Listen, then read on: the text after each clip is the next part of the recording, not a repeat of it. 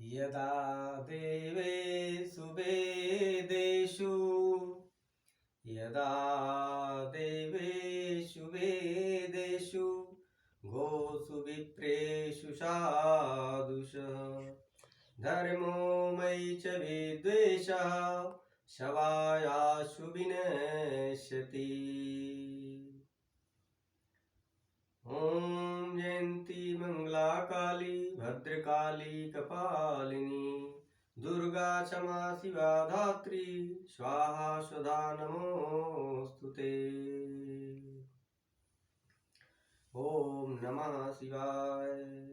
जय जय श्री राधे श्याम। भागवत महापुराण की जय।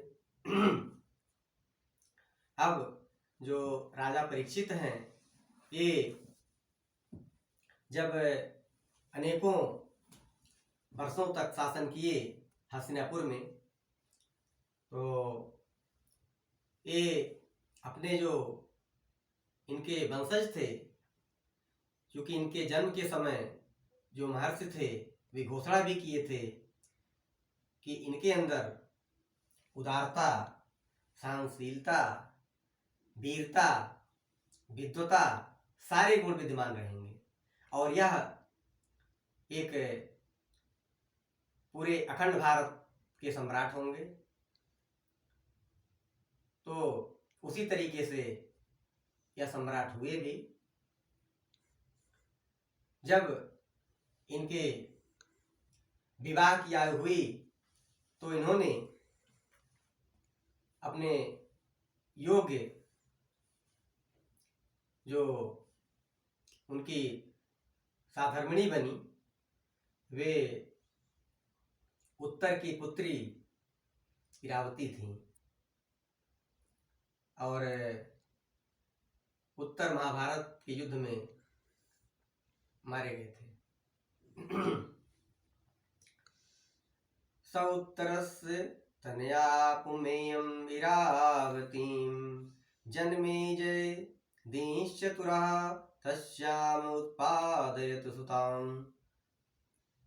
तो शादी के बाद इनके जन्मेजय आदि 4 पुत्र हुए और इन्होंने इन चारों पुत्रों को योग्य आचार्यों के शिक्षार्थ के लिए नियुक्त किया और उनको इन्होंने वेद, वेदांग, शिक्षा, कल्प, व्याकरण, निरुक्त, छंद, ज्योतिष, नीति शास्त्र, धर्मशास्त्र, तर्कशास्त्र सारी विद्याओं का ज्ञान दिलवाया, जिससे ये लोग भी हमारे जो पूर्वज हैं उन्हीं के समान योग्य शासक हों अपने समय में।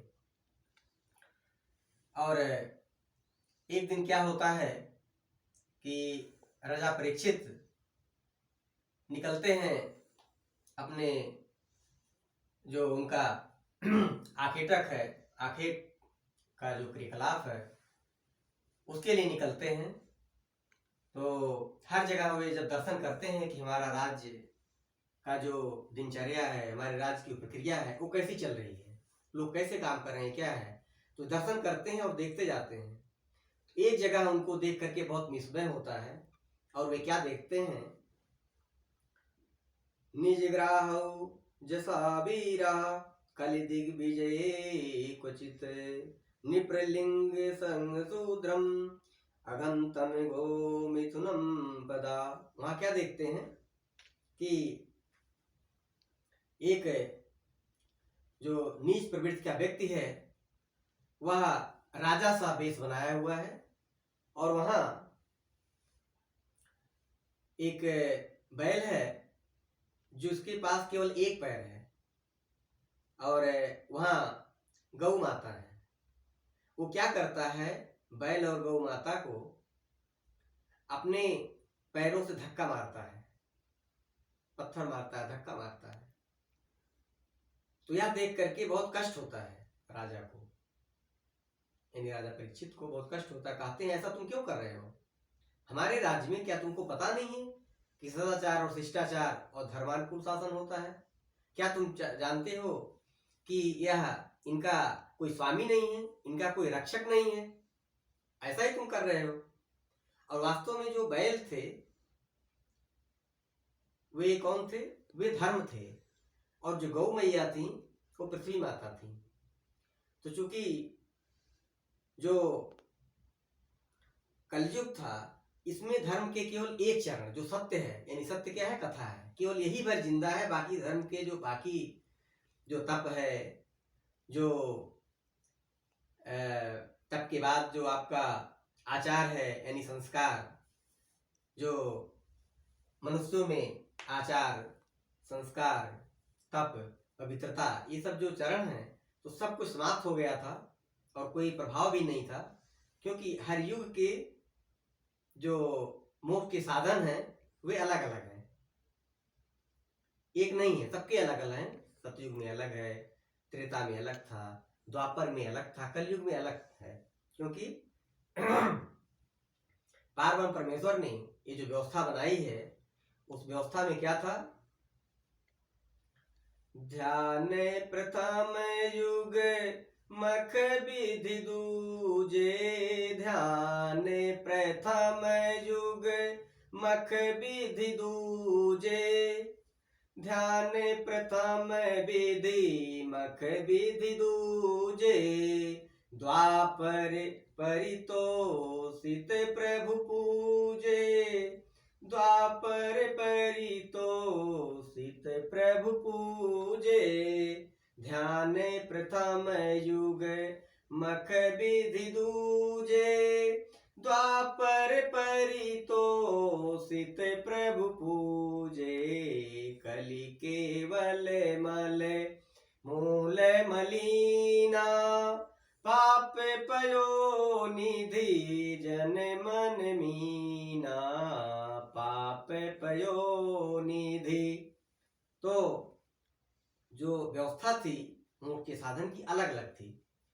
सतयुग में क्या था? सतयुग में जो क्या था? ध्यान। ध्यान करने से, यानी जब आपका निर्मल मन होगा, आप मन की जो गंदगियां हैं, मन के जो विष हैं, मन बुद्धि चित्त अहंकार और इनके कारक विषय आप अलग कर देंगे, ध्यान करने से भगवान आ जाते थे।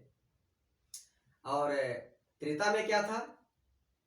ध्यान प्रथम युग मख विधि दूजे, यानी जब यज्ञ किया जाता था तो यज्ञ करने से भगवान प्रकट हो जाते थे। और द्वापर में क्या था? पूजा की जाती थी षोडशोपचार विधि से, जिस देवता की जैसा विधान था भगवान प्रसन्न हो जाते थे। और कलयुग में क्या है? कलि केवल मल मूल मलीना, पाप पयो निधि जन मन मीना। यहाँ पर कल केवल मल मूल मलिन है। यहाँ पर क्या आपको आपके जो मल है, मलिन करने वाली जो कथा है, वही आपको एक साथ भोग और मोक्ष प्रदान करने वाली है। तो ये सारी व्यवस्था है। वहां पर राजा परीक्षित उसको उचित दंड देते हैं, क्योंकि वो कौन रहता है? वो कलयुग रहता है। क्योंकि जैसे ही भगवान पारब्रह्म परमेश्वर अपनी लीला को स्मरण करके गोलोक धाम गए, वैसे ही सब कामों में विघ्न डालने वाला कलयुग आदम का। लेकिन चूंकि हमारे जो राजा परीक्षित हैं वे बहुत सदाचारी हैं, और वे कलयुग चूंकि परेशान होने लगा कि इतने धर्मचारी हैं, हमारा क्या होगा, हम कहाँ रहेंगे, हमारा वास क्या होगा। चूंकि कालचक्र के अधीन ये दुनिया है, और कलयुग चूंकि वो भी, उसको भी एक समय मिला हुआ है और उसका भी एक काल है, तो उसको भी आना ही है। लेकिन यदि आप कथा श्रवण करेंगे, अपने अंदर आचार विचार रखेंगे, तो बाहर तो कलयुग रहेगा, लेकिन आपका जो अंतर मन है, जो भगवान का वास है, वास स्थल है, आपकी आत्मा है, उसमें कलयुग प्रवेश नहीं कर पाएगा। और हरि कीर्तन से ही आप इसको कर सकते हैं, बिना हरि कीर्तन के आप इसको रोक नहीं सकते। तो जब आप हरि कीर्तन करेंगे, कथा श्रवण करेंगे, तो कलयुग आपसे दूर रहेगा। तो इसीलिए हम लोगों को भगवान की कथा का श्रवण करना चाहिए, और उनके जो भी भाव हों आपकी योग्यता के अनुसार उसको आप याद करें। और इसका भाव है, वही तरेगा जिसके हृदय में रघुबर, वही तरेगा जिसके हृदय में रघुबर, वही तरेगा जिसके हृदय में रघुबर। तो आप पार ब्रह्म परमेश्वर को अपने हृदय में रखिए और उनका ध्यान कीजिए। जब भी आपको समय मिले तो उनकी लीला, गुण और उनके द्वारा कृतित्व जो भी चीजें हैं आप उनका स्मरण करें और कथा श्रवण करें। इसी से आपका लाभ हो सकता है। यही एक साधन है जिससे हम सब अपना कल्याण कर सकते हैं और दुनिया, संसार, राष्ट्र की सेवा कर सकते हैं। क्योंकि जब तक हमारे अंदर ज्ञान नहीं आएगा, सत्य ज्ञान नहीं आएगा, कथा नहीं आएगी, तब तक हमारी जो दिशा और दशा होगी वह ठीक नहीं होगी। और भगवान हम लोगों की दशा और दिशा दोनों सही करें, ठीक करें। इसलिए हम लोगों को कथा श्रवण करनी चाहिए और हम लोग हमेशा ऐसे आजीवन कथा श्रवण करते रहें। बोलिए जय जय श्री राधे श्याम भागवत महापुराण की जय। जय श्री कृष्ण सरकार की, गुरुदेव भगवान की, माता पिता की जय। जय श्री राधे श्याम।